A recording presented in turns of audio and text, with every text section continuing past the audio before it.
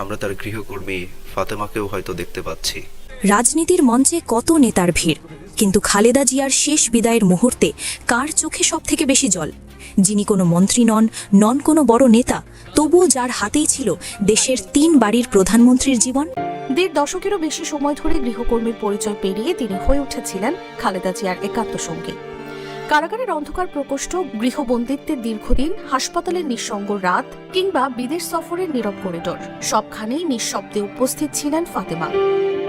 এবার সবকিছুকে চাপিয়ে খালেদা জিয়ার মৃত্যুর পর এবার সবার মুখে মুখে ফাতেমা। এই ফাতেমা নাকি বিএনপি হতে নমিনেশন পাচ্ছে। প্রিয় দর্শক, তাহলে কি খালেদা জিয়ার আসনেই তিনি নির্বাচন করবেন? প্রিয় দর্শক, চলুন বিস্তারিত ফাতেমা সম্পর্কে জেনে নেই এই ভিডিওতে। রাজনীতির মঞ্চে কত নেতার ভিড়, কিন্তু খালেদা জিয়ার শেষ বিদায়ের মুহূর্তে কার চোখে সবথেকে বেশি জল?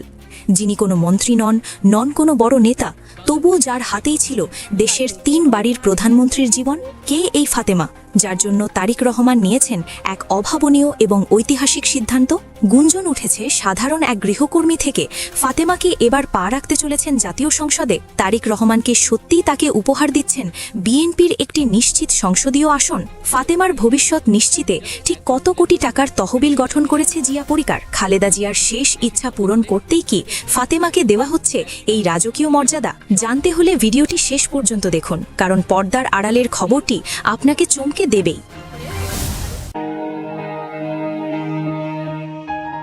রাজনীতির ইতিহাসে বহু নাম উচ্চারিত হয়, নেতা, আন্দোলন, ক্ষমতা, কারাগার, কিন্তু সেই ইতিহাসের আড়ালে থেকে যায় কিছু নীরব মুখ। আলোয় নয়, ছায়ায় থেকেই যারা ইতিহাসের সাক্ষী। বেগম খালেদা জিয়ার জীবনের সেই ছায়াসঙ্গীর নাম ফাতেমা বেগম। 1.5 দশকেরও বেশি সময় ধরে গৃহকর্মীর পরিচয় পেরিয়ে তিনি হয়ে উঠেছিলেন খালেদা জিয়ার একান্ত সঙ্গী। কারাগারের অন্ধকার প্রকোষ্ঠ, গৃহবন্দিত্বের দীর্ঘদিন, হাসপাতালের নিঃসঙ্গ রাত কিংবা বিদেশ সফরের নীরব করিডোর, সবখানেই নিঃশব্দে উপস্থিত ছিলেন ফাতেমা। ফাতেমার জন্ম ভোলা সদর উপজেলার কাচিয়া ইউনিয়নের শাহমাদার গ্রামে। রফিকুল ইসলাম ও মালেকা বেগম দম্পতির 5 সন্তানের মধ্যে তিনি সবার বড়। সংসারের ভার তার কাঁধে আসে খুব অল্প বয়সে।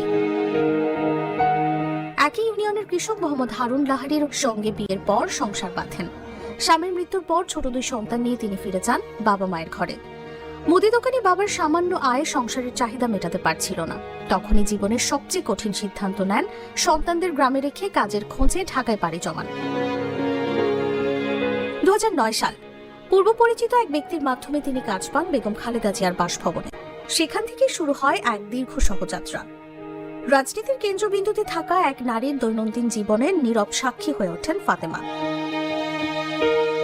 2014 সালের মার্চ ফর ডেমোক্রেসি, গুলশানের বাসার সামনে বালু ভর্তি ট্রাক দিয়ে পথ রুদ্ধ। গাড়িতে উঠেও বেরোতে না পেরে ফিরোজার দোরগোড়ায় দাঁড়িয়ে সাংবাদিকদের সামনে কথা বলছেন খালেদা জিয়া। পুলিশের চাপে শরীরের ভার সামলাতে পারছেন না তিনি। ঠিক তখন দৃশ্যপটে ফাতেমা নীরবে শক্ত করে ধরে রেখেছেন তার হাত।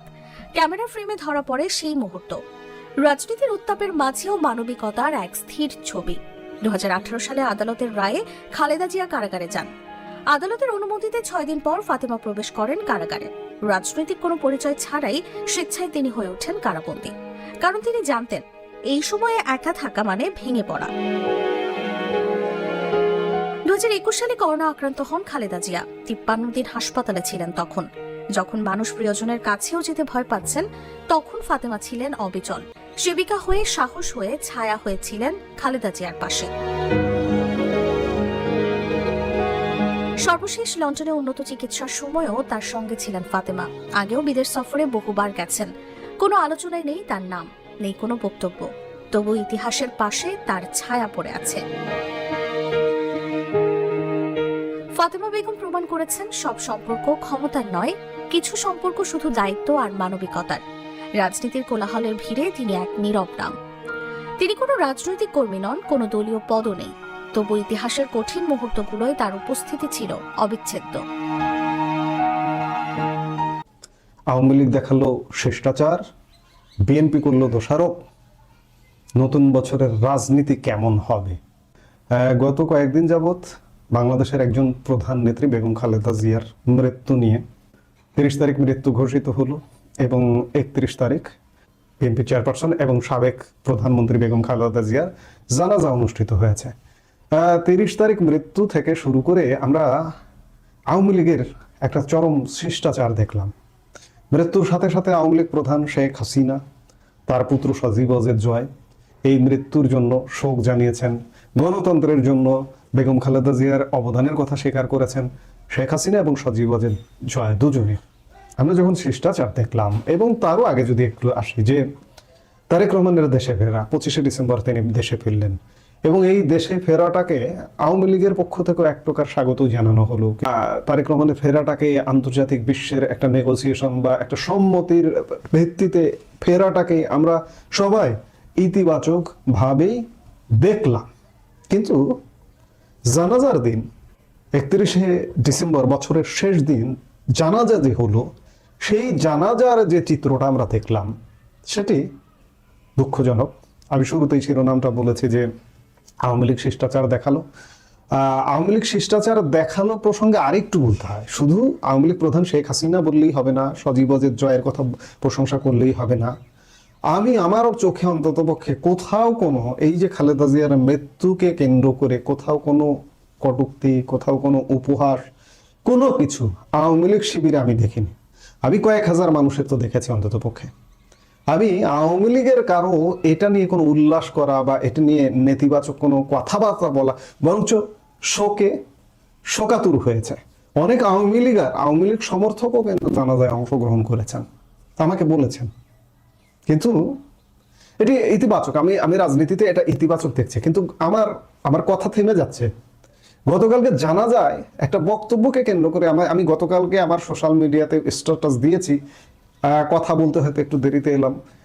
আমাকে আসলে এটি ভাবিয়েছে যে বাংলাদেশের রাজনীতি আসলে কি হবে। আমি যতই ইতিবাচক কথা বলি যে তারেক রহমান দেশে ফিরেছেন, তার বাবা বহুদলীয় গণতন্ত্রের প্রবক্তা হিসেবে তাকে বলা হয়, তিনিও মনে হয় বহুদলীয় গণতন্ত্র বা সব দলের রাজনীতি উন্মুক্ত করে দেবেন। কিন্তু গতকালকের বক্তব্য আমাকে ব্যথিত করেছে।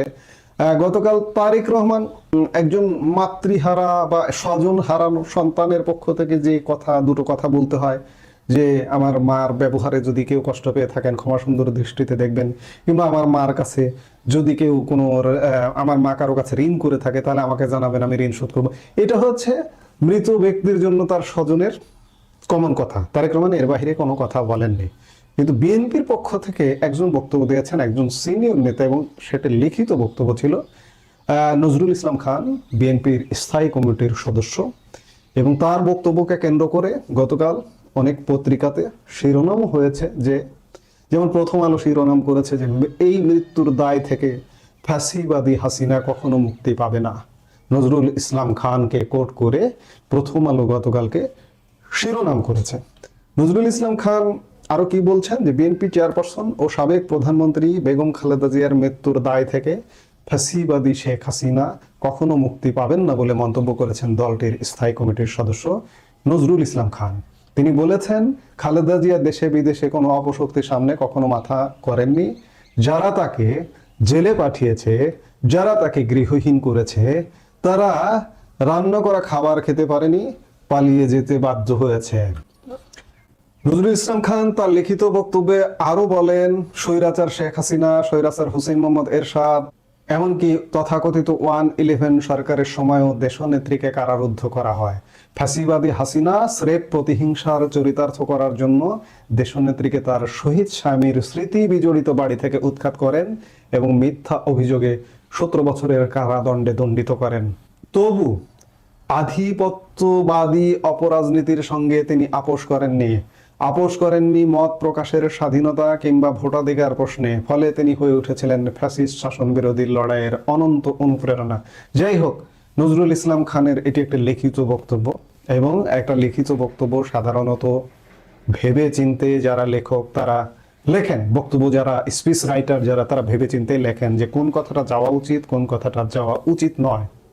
গতকালকে জানাজার মতো একটি ভাব ও গাম্ভীর্যপূর্ণ পরিবেশে এই ধরনের দোষারোপের বক্তব্য, তিনি শুধু শেখ হাসিনাকে দোষ করেননি, তিনি দোষ করেছেন হোসেন মোহাম্মদ এরশাদকে, 111 সরকার। আমি বলবো 111 সরকার আজকের ইউনূসের সরকারের চেয়ে 1,00,000 গুণ ভালো সরকার ছিল।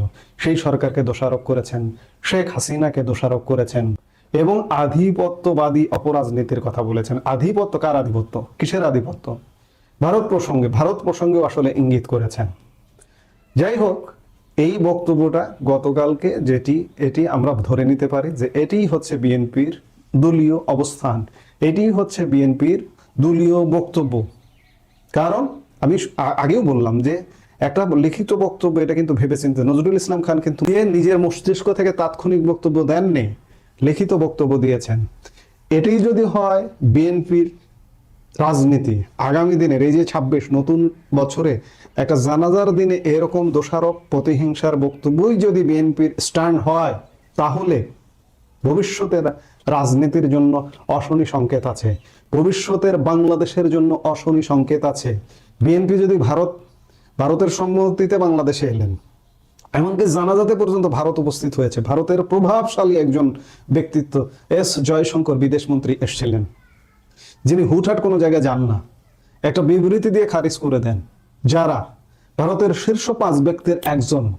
সেই ভারতের আধিপত্যবাদকে নিয়ে যদি এখনো চর্চা করে বিএনপি, অন্যদিকে আপনারা ইতিমধ্যে শুনেছেন যে জামাতও তলে তলে ভারতের সাথে যোগাযোগ করেছে, জামাত ইতিমধ্যে বৈঠকও করেছে। আমরা এগুলো জানি, আমরা বিভিন্ন কন্টেন্টে বলেছি, কিন্তু আজকে প্রকাশ হচ্ছে। তো কাজেই ভারত বিরোধিতার চর্চা করবেন বিএনপি, কিংবা আওয়ামী লীগকে নিশানায় নেবেন যে আওয়ামী লীগ দোষ, আওয়ামী লীগের দোষ, এরশাদের দোষ, 111 সরকারের দোষ। দোষারোপের রাজনীতি জানাজার ময়দান থেকেও উচ্ছেদ হচ্ছে না। এই বক্তব্য থেকে অন্ততপক্ষে আগামী দিনের বাংলাদেশের রাজনীতিটা কি হবে এটি খুঁজে পাওয়া যায়। আমরা খালেদা জিয়ার জানাজা থেকেই একটা হিংসার বার্তা পেলাম। আওয়ামী লীগ যদি মনে করে, বা আমরাও মনে করি, আমরাও ইতিবাচক রাজনীতি চাই বাংলাদেশে, এখনো চাই। বিএনপির দলীয় বক্তব্য এমন হলেও এখনো চাই যে বাংলাদেশে ইতিবাচক রাজনীতির চর্চা হোক। কিন্তু সত্যিকার অর্থে নজরুল ইসলাম খানের এই লিখিত বক্তব্যের পরে আমরা কি প্রত্যাশা করতে পারি যে নতুন বছর 2026 সালে বাংলাদেশে একটি ইতিবাচক রাজনীতির ধারা তৈরি হবে, ইতিবাচক রাজনীতি হবে? আমি মনে করি না, হবে না। বিএনপি 18 বছর 19 বছর ক্ষমতার বাইরে, এবার তো ক্ষমতায় আসছেই। সব পক্ষ এমনভাবে ভূমিকা পালন করছে বা প্রদর্শিত হচ্ছে শক্তি, যেভাবে যে নির্বাচনটাও করার দরকার নাই, মনে হচ্ছে যেন বিএনপি ক্ষমতায়। তাহলে এই যে এত টাকা পয়সা খরচ করে, এত আয়োজন করে একপাক্ষিক একটা নির্বাচন করার দরকার কি? হ্যাঁ, মনে হবার কারণ তো আছে, কারণ আওয়ামী লীগকে একদম আউট করে দিয়ে বসে আছে। বাংলাদেশে তো দুটো দল, যত যাই বলুন না কেন, দিন শেষে বাংলাদেশে দুটো রাজনৈতিক দল, একটি আওয়ামী লীগ, একটি বিএনপি। সেই আওয়ামী লীগকে আউট, একতরফা নির্বাচনের আয়োজন দরকারটা কি? টাকা খরচ করে তারেক রহমানকে শপথ পাঠ করিয়ে দিলেই তো হয়ে যায়। শপথ পাঠ করবেন কিন্তু দেশ চালাতে পারবেন না। আপনারা বছরের শেষ দিন জানাজার দিনেই যে হিংসার বিতরণ করলেন, তাতে দেশ চালাতে পারবেন। প্রতিপক্ষকে হিংসার আগুনে জ্বালাবেন, আমার প্রতিবেশী দেশ ভারতকে জ্বালাবেন, ভারতের সম্মতিতেই দেশে এলেন, দেশ চালাতে পারবেন না। আওয়ামী লীগেরও বুঝে নিতে হবে যে আগামী দিনের রাজনীতিটা কি হবে। আপন শক্তিতে জ্বলে উঠতে হবে। আপনাকে বাদ দিয়ে, আপনার অধিকার বঞ্চিত করে নির্বাচন হচ্ছে, পাতানো নির্বাচনে একটি দলকে ক্ষমতায় বসিয়ে দেওয়ার একটা ব্যবস্থা হচ্ছে। তাহলে কি বাংলাদেশের রাজনীতি ঠান্ডা হলো, স্বাভাবিক হলো? বাংলাদেশে হবে না। আমরা আর আশা করতে পারি না। আসলে বাংলাদেশে কোনোভাবেই বাংলাদেশের রাজনীতি থেকে আশাবাদী হওয়ার মতো কিছু নেই। এখন যেটি কথা, সেটি হচ্ছে আওয়ামী লীগের জন্য এটি নিঃসন্দেহে একটি বার্তা, মেসেজ নজরুল ইসলাম খানের লিখিত বক্তব্য, যে আওয়ামী লীগ আপনাদের নিজেদের পথ দেখতে হবে, আপনাদের নিজেদের সংগঠিত হতে হবে, এই অন্যায়কে প্রতিরোধ করতে হবে। এবার নির্বাচন ঠেকিয়ে দিতে হয়তো পারবেন না, কারণ সাংগঠনিক শক্তি এখন পর্যন্ত আমরা দেখতে পাইনি, কিন্তু আগামী দিনে বাংলাদেশকে বাঁচাতে হলে আপনাদের সংগঠিত হতে হবে, এছাড়া বিকল্প কোনো উপায় নেই। তো প্রিয় দর্শক, এতক্ষণ আমাদের সাথে থাকার জন্য আপনাদের অসংখ্য ধন্যবাদ। আর হ্যাঁ, আজকের এই উক্ত বিষয়টি নিয়ে আপনাদের কি মন্তব্য তা অবশ্যই আমাদের কমেন্ট করে জানাতে বলবেন না। ফাতেমা কি আসলেই বিএনপি হতে মনোনয়ন পাচ্ছে? আজকের মতো এখানে বিদায় নিচ্ছি, দেখা হচ্ছে পরবর্তী কোনো একটি ভিডিওতে। ভালো থাকবেন সবাই, ধন্যবাদ সবাইকে।